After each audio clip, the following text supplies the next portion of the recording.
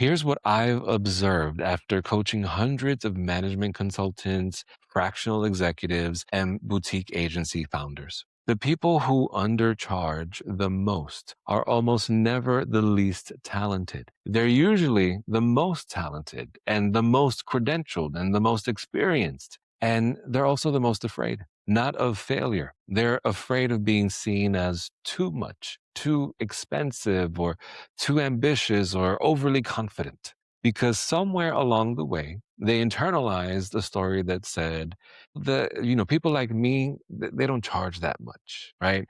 For some, it's a gender story. Women in particular are conditioned to be accommodating, to make things easier for others, to not ask for too much. For some, it's a cultural story. In many communities, talking about money is completely taboo. Charging premium prices feels like betraying your roots. For some, it's a survivor story. When you grew up without having much, having enough feels like greed. And when asking for more, you start to feel like you're in danger. That's dangerous territory to ask for more than what you need. And for some, it's an approval story. If I keep my prices low, more people will say yes. And more yeses means I'm valuable and I'm wanted and I'm safe.